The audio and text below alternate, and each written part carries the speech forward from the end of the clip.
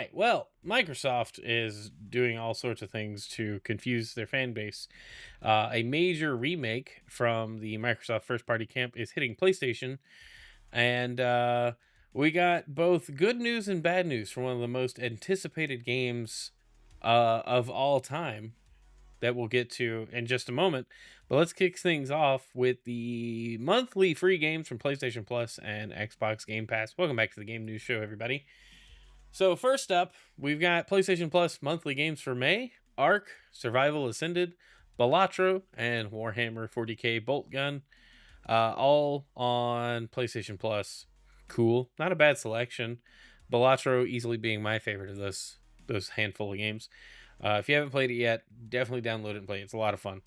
It is surprisingly I don't want to say addicting because it's not really addicting. It's just surprisingly engaging. The loop's really good. Makes you want to keep playing. Anyway, all right, let's move on. Game Pass update. We've got Doom: The Dark Ages coming this month. Revenge of the Savage Planet. Culebra, Souls of Limbo. Dragon Ball Xenoverse 2, which is kind of cool. Mutant Ninja Turtles, Mutants Unleashed. Firefighting Simulator, The Squad. Police Simulator, Patrol Officers. Vermintide 2, Dungeons of Hinterberg. Flintlock, The Siege of Dawn, and Metal Slug Tactics. All very interesting games. A nice variety coming to Game Pass this month. That's the one thing compared to like PlayStation Plus, which those games are part of your library and you know redeem them or whatever. These games, the fact that they cycle, but there's so many more, so much more variety. It always feels like it's imbalanced. But Doom: The Dark Ages is looking pretty good, y'all. I don't know if I would ever play it on stream. I highly doubt I would, but I mean, it looks like a fun time. And then some of these other games look good too. So if you got Game Pass, there's a lot to look forward to. All right. But let's move on to our next topic here. All right, I thought this was cool. Clair Obscur Expedition 33 hit 2 million copies sold in just 12 days. And this was on their official Twitter account.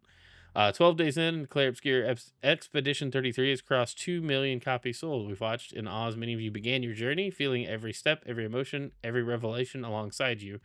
To those just joining us, welcome. Tomorrow comes. And so I thought that was cool. I really need to check this game out. It is doing numbers. It looks really good. And I'm very excited for it. But yeah, we'll move on to our next thing. Another game doing really well. EA says Split Fiction has been hugely successful as sales milestone revealed. Hazelight's It Takes Two follow-up has sold nearly 4 million copies. This is courtesy of Andy Robinson at VGC. Hazelight and Electronic Arts' latest co-op action game, Split Fiction, has sold nearly 4 million copies, they've announced. The sales milestone was revealed in EA's latest financial results, in which it called the It Takes Two follow-up, released in March, a hugely successful launch. Commenting on the news, Hazelight wrote on social media, 4 million sold. So many of you picked up Split Fiction already. It's amazing seeing the fun you have with our game and the love you show for Mio, Zoe, and each other warms our hearts here at Hazelight. And so many hot dogs made. The latest game, directed by Joseph Fares, sold over 1 million copies in 48 hours, according to EA. The game, which is played entirely in co-op, follows two writers as they play through levels based on stories that they've attempted to get published. But yeah, so I thought it was cool. Like, you know, these smaller, more focused games are doing well. Like Expedition 33 wasn't a big team. Split Fiction, again, wasn't a massive team that took, you know, decades to make this game. They just had a really clear vision and set out to do it and accomplish their goal, and people like that. Like, it's very clear what they're getting into. And so I thought it was really neat to see just titles do really well that are actually smaller in scope, that may not, you know, be these big AAA system sellers, but the fact that they're doing so well speaks volumes to the industry at large. So maybe developers and publishers can pay attention and we can start getting, you know, more focused games is all I'm saying. All right, let's move on. There's some bad news. Polygon has been sold with mass layoffs hitting the outlet. Mike Straw over at Insider Gaming reports Polygon, an outlet that has been around since 2012, has been purchased, and many of its staff have been let go in a wave of layoffs. First reported by Kotaku, Polygon has been sold by Vox Media to Valnet. Valnet is the same parent company of other outlets such as The Gamer and Game Rant. Shortly after the report went live, many staff members of Polygon took to social media to announce that they were no longer with the company. I'll say more later, but I no longer have a job, senior reporter Nicole Carpenter said. I'm looking for work, as are so many of my amazing colleagues. I have lots of ideas and things I'd like to write. I'm really in shock. So yeah, it's kind of a bummer. I mean, I really just wanted to cover that the outlet had been sold, mass layoffs. It's a bummer to everybody involved. I use Polygon here on this channel to cover certain stories, and I definitely feel bad when people are getting laid off thanks to just how things are going. So it's a bummer. I mean, it's this whole, if you're in games journalism, games media, it is a hard industry to be in professionally, full time. So hopefully everybody lands on their feet and finds new employment elsewhere. Let's move on. All right, Echo the Dolphin is getting a new game. For the first time in over 30 years, a new Echo the Dolphin game is on the way. As part of an interview celebrating Asian and Pacific Islander Heritage Month with Xbox, series creator Ed Annunziata spoke about the franchise and what its future could hold. That's where he let the news slip. Not only is Echo the Dolphin getting a brand new game, but the first two titles from the early 1990s are being remastered. According to Annunziata, the new game will feature contemporary play and GPU sensibilities. More information on both the remasters and the new game will come in the future via the game's website. For now, as of publishing at least, there's a countdown on the game's website for 8,529 hours that converts to 355 days and 9 hours. The original Ecco was released in 1992 for the Sega Genesis. That was followed up in 94 with Ecco The Tides of Time for the Sega Genesis, Game Gear, and CD in 1994. Other games from the franchise include the kid-focused Ecco Jr. and Ecco Jr. and the Great Ocean Treasure Hunt, as well as Ecco the Dolphin Defender of the Future, which was, I believe, on the Dreamcast. That was a really good one. Another game, Ecco 2 Sentinels of the Universe, was planned for the Dreamcast, but was ultimately canceled when Sega discontinued the console. I'm actually excited for this. The Ecco games were, I've enjoyed them. I'm not great at them. They are frustrating. I don't think I've ever finished one, but I enjoyed playing them. They had some cool music and just some cool things. I remember playing the one on Dreamcast a lot, and it was a lot of fun. So I'm interested to see what a remaster means for these games and what like the art direction looks like, and then a brand new game. What is that? What is that going to do? Like, what is that gonna look like? Is it gonna look like the Dreamcast game, or is it gonna play like the classic side scrolling? Like, I don't know. It'd be really cool to see. But I thought it was neat, worth covering. All right, this is some big news here. Gears of War is officially coming to PlayStation 5 in August. One of Microsoft's biggest franchises making the jump to PlayStation. This is from Jordan Midler at VGC. Gears of War Reloaded is officially coming this August to PlayStation 5, Xbox Series X and S, and PC. Microsoft has announced the Gears of War franchise will debut on PlayStation this August, almost 20 years after it was first released on Xbox. Gears of War Reloaded is a modernized version of the original Gears of War game and features all the improvements from Gears of War Ultimate Edition plus some modern performance boosts. Gears of War Reloaded will be released on August 26th, costing $39.99 on all platforms. It will also be available on Game Pass day one. Xbox players who own the digital version of Gears of War Ultimate Edition will receive a free upgrade to Gears of War Reloaded. Gears of War Reloaded includes support for 4K and 120 FPS and the multiplayer suite from the original game. The third-person shooter developed by Epic Games was first released on Xbox 360 in 2006, then released again as Ultimate Edition in 2015. Microsoft announced that the next mainline entry in the Gears of War series at last summer's Xbox Games Showcase, that was E-Day, billed as an origin story that depicts the horror of Locust invasion on Emergence Day through the eyes of Marcus Phoenix. The game is being co-developed with People Can Fly. The Polish developer has a long-standing history with the franchise dating back to when it was owned by original creator Epic Games. It was a co-development partner on Gears of War 1, 2, 3, and the lead developer of Gears of War Judgment. Returning to collaborate on the next chapter of this legendary saga is both a privilege and an exciting opportunity to build upon the intense, visceral action and rich storytelling that fans have come to love, said People Can Fly CEO Sebastian, the last name. We are deeply grateful for our partners' trust and support on this journey. Following its reveal, it was claimed Microsoft could release the game in 2025. So all of that was about Gears of War E-Day. But Reloaded being a PlayStation game is wild. That also hints that E-Day would come to PlayStation, I believe. There's no word on that for sure. But what I'm hoping is that this just gives new life to the franchise and that people like, on PlayStation eat this game up, because Gears of War 1's really good. I think 2 and 3 do need some attention in the remaster department. Even if they were just flatly ported, it would be great. But I'm excited to jump into this edition as well. I mean, I've played the Gears of War games. I didn't play the last two, though. We played through most of 4. Me and my wife played these games co-op. Played most of 4 and didn't even start Gears 5. So there is that. Like, I'm very behind on the series. But I love the first one. It's such a good game. My gosh. I would be very excited to jump back in this. And it's got crossplay.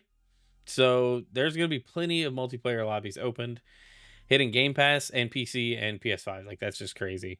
So it's going to be an exciting time. If you've never played Gears of War, now's a great time to check it out. So it's a good series. All right, let's move on.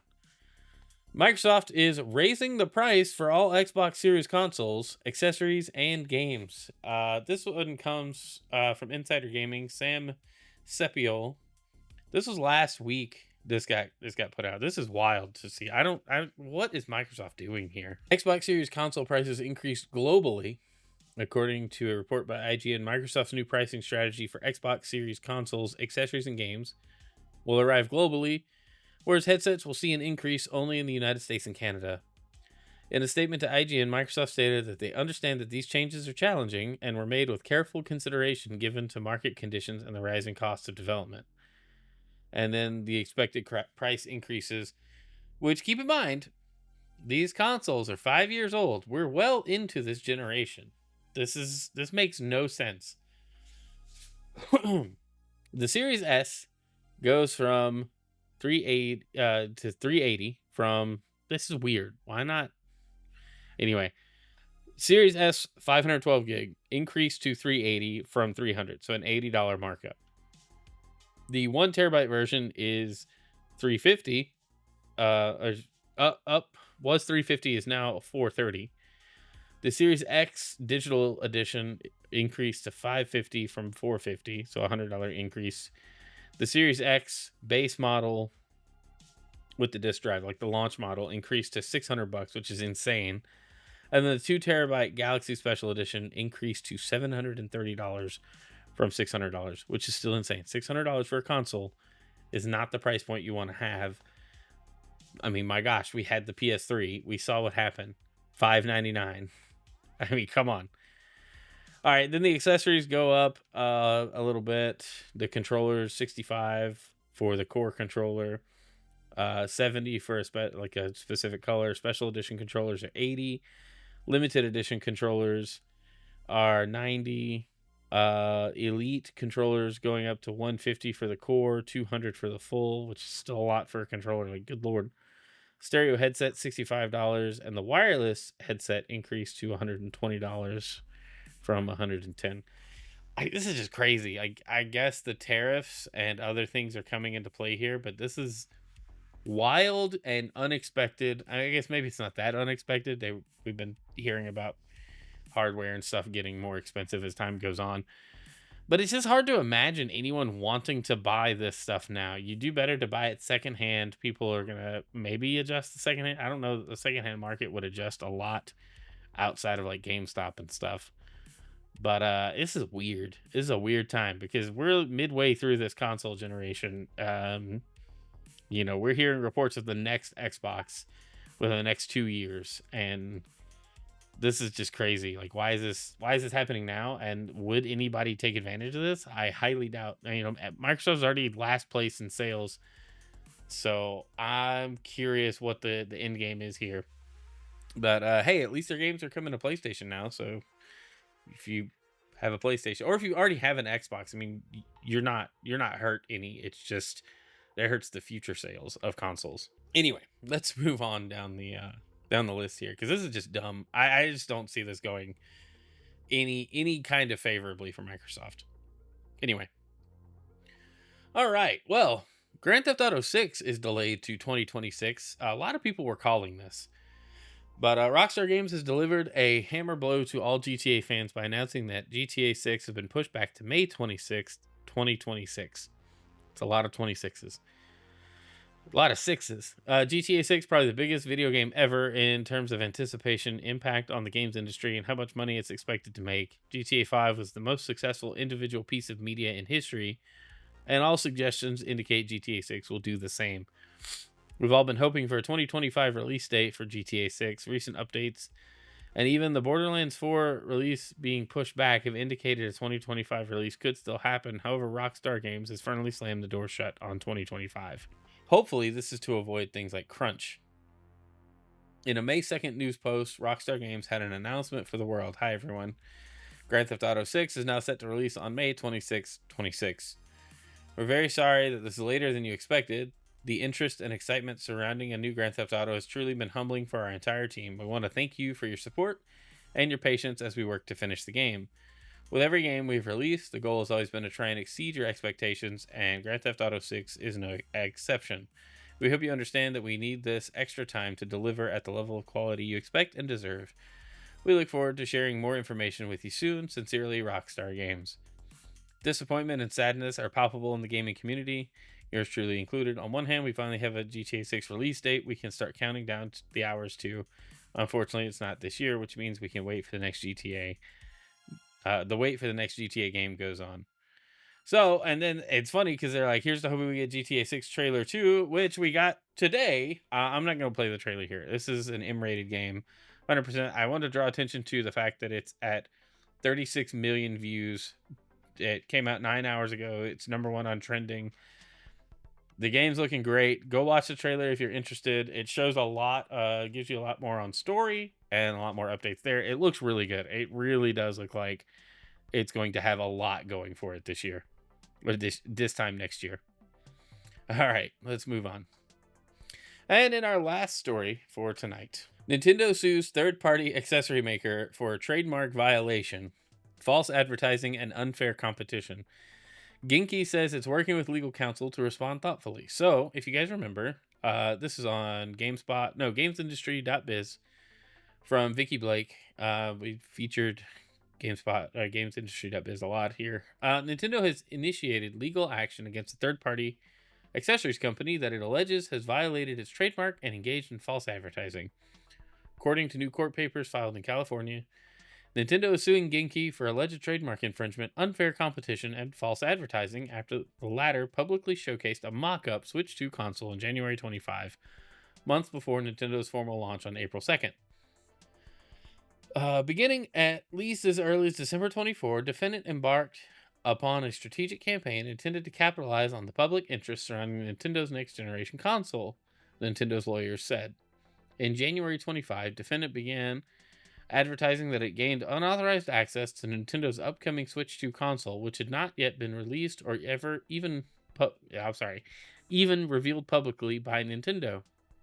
Defendant also advertised that because of its unique access to a genuine unreleased Nintendo Switch 2 console, it could manufacture gaming accessories that are compatible with the Switch 2. Further, Genki announced it would sell those allegedly compatible accessories contemporaneously with Nintendo's release of its console. What does this mean? I don't have a dictionary here. Shame. All right, the Japanese megacorp also took aim at Genki's claims its accessories were compatible with the Switch 2, insisting that it could not be asserted as compatibility of defendant's accessories would not be possible unless and until defendant has access to a Switch 2 console. Whatever that means. Let's see. Okay, so they're saying, hey, there's no way you could have announced accessories unless you had access. Therefore, Nintendo alleges that Genki is either not in possession of a genuine console and thus cannot claim compatibility with enough certainty to make its advertising claims in good faith, or it unlawfully or illicitly obtained an authentic Nintendo Switch 2 or proprietary technical information about the Switch 2 prior to the console's release to the public. Nintendo is asking for Genki to be ordered to refrain from using its copyrighted marks, including the Switch name and logo, to be compelled from making false representations or statements in the marketing of its accessories as they relate to their compatibility or integration with Switch 2. It also wants Genki to be enjoined by the court to destroy any products or marketing materials that contravene this copyright. It also seeks an injunction against Genki and the recovery of all damages it has sustained as a result of the defendant's infringement, unfair competition, and false advertising. And that said, damages be trebled. It suggests this figure be determined by an audit of Genki's profits. Genki responded, saying via a statement, "You may have seen that Nintendo recently filed a lawsuit with us. We're taking it seriously and working with legal counsel to respond thoughtfully. What we can say is this: Genki has always been an independent company focused on building innovative gaming accessories for the community we love. We're proud of the work we've done, and we stand by the quality and originality of our products. While we can't comment in detail, we're continuing preparations to fulfill orders and showcase our newest products at PAX East this week." So wild that Nintendo's taking legal action seemingly forever later, but now that the Switch 2 has been announced, I guess they can look back and go, "Hey, how did you get this, and what were you doing?" But wild to think that that would happen that way. In any case, good luck, Genki. Nintendo's lawyers are notorious for getting their man, as it were.